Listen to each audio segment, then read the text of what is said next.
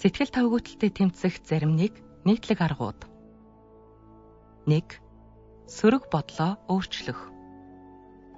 Энийг энгийнүгээр тайлбарлавал сөрөг бодлуудаа анзаарч тэдгээрийг өөрчлөхөөр оролдох явдал юм.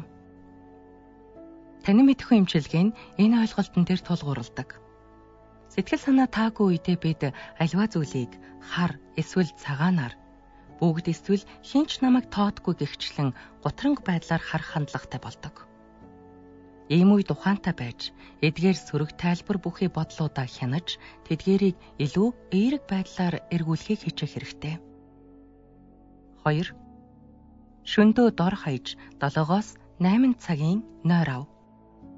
Шөнийн нойр дутуу байх нь сэтгэл санаа тавгүй, цухалдуу болоход гарцаагүй нөлөөлдөг.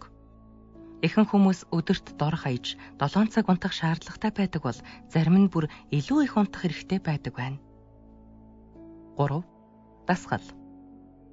Дасгал хөдөлгөөн хийснээр хүний сэтгэл санааг өргөхөд тустай тархины химийн элементүүд ялгардаг.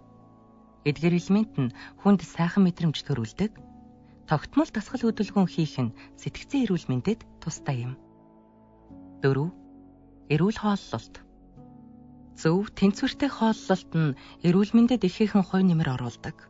Өөх тус, нүүрс ус, уураг, усыг тэнцвэртэй мөн хангалттай хэмжээгээр хэрэглэх нь бие болон сэтгэлийн эрүүл мэндэд амин чухал үүрэг гүйцэтгэдэг. 5. Илүүдэл эрч хүчээ эерэг зүйлд ашигла. Уурлаж, бухимдаж, эрч хүчээ барахын оронд цэцэг ногоо арчлах, шин төсөл эхлүүлэх, модоор ямар нэг зүйл хийх, гар урлал хөгжүүлэх, оёдол хийх зэрэг эерэг зүйлд зарцуул. 6. Хэрвээ та бусдыг буруутгасан бол уучлалгүй. Буруу зүйл хийсэн үедээ алдаагаа улайж уучлалт гуйж бай. Мөн бусад хүн чамайг гомдоосон бол хизээд уучлахад бэлэн бай. Гомдол, дургүйцэл, уур хорслыг хизээч бүтээжээ. 7. Өөрийгөө инээлгэж баясгах зүйл ол. Хөгжилтэй өгүүлэл, түүх унших, инээдмийн кино үзэх, хошин шогийн ном унших зэргээр байнга инээ. Энэ нь сэтгэл санааны таагүй байдлаас гарахад туслана. 8. Асуудлынхаа талаар ярилц.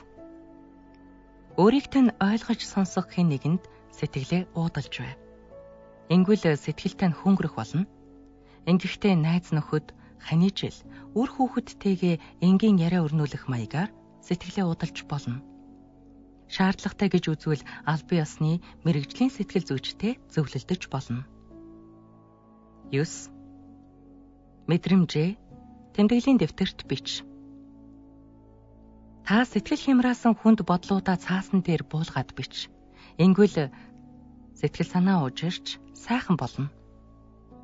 Сэтгэлээ онгойлгох зорилгоор бичиж байгаа тул бичсэн зүйлээ хэн нэгэнд уншуулах шаардлагагүй. 10. Мэдрэмжээ бүтээлчээр илэрхийл. Шүлэг бичих, хөгжим зохиох, эсвэл зураг зурх зэргээр мэдрэмжээ илэрхийлэн гаргаж бай. 11. Сайн дурын ажилд цаг заваа зориул. Бусдад туслах үед хүн өөрийгөө өрөвдөх, сэтгэл тавгуутан гүйвэрч суух боломж гарахгүй. 12. Сайхан сэтгэгдэл төрүүлсэн үйл явдлуудаа эргэн дурс. Сайхан дурсамжаа дахин мэдэрч, тухайн үеийн сайхан сэтгэгдлийг дахин сэргээж, өөртөө суулгахын тулд эргэн дурсах цаг гарга. 13. Мөрөөдлийн амралтаа төлөвлө. Амрах цаг гаргаж, нүдэн анаад дуртай амралтын газраа төсөөлөн бод. Тухайн өдрийн хямралаас хурдан салах бас нэг арга энэ байж болох юм. 14. Тайвшрах дасгал хий. Хэдэн минут гүнзгий амьсгаа авах нь хямралыг бууруулдаг. Хүзүүгээ эргүүлэх эсвэл нурууны дасгал хийх нь таагүй байдал газар авахаас сэргийлдэг. 15. Өөрийгөө эрхлүүл. Хөөстө ванан дор. Хаалгаа хаагаад өргөндөө ганцаараа хагас цаг амар. Эсвэл халуун шоколад ууж, мөхүүлдэс идэж өөрийгөө тансаглуул. өөрийгөө эрхлүүлэхэд заавал үнэтэй зүйл хийх шаардлагагүй.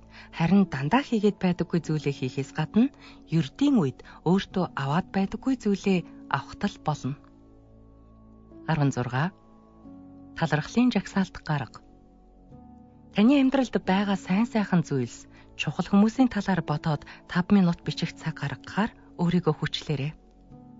Бидэнд аль хэдийн байгаа сайн сайхан зүйлсийг харах үед сэтгэл санаа таагүй болно гэж үү? 17. Өөртөө зориулж өрөвдөх үдиршлэг зохио. Ганц зочин нь та. Зарим үед та өөртөө тохиолдсон уйтгар гуниг муу мэдрэмжүүдээ нэгэн зэрэг гадагшлуулах хэрэгтэй. Та зориудаар уйлах, гашуудах, гунигтай хөгжим сонсох, гунигтай дурсамж сэргээх зураг үзэх гэх мэтээр сэтгэл хөдлөлийг хяналттай орчинд богино хугацаанд гаргаж болно. Өөртөө сэтгэл хөдлөлөө чөлөөтэй гаргах боломж олгосноор та илүү эерэг, бүтээлч мэдрэмжтэй урагшлах боломжтой болно. 18. Үзэл бодлоо хадгал. Одоохондоо таны сэтгэл санаа тавгүй байгаач үргэлж ийм байхгүй. Энэ нөхцөл байдал өнгөрөн одно гэдгийг байнга санаж өөрийнхөө үндсэн үзэл бодлоо баримтлаарай.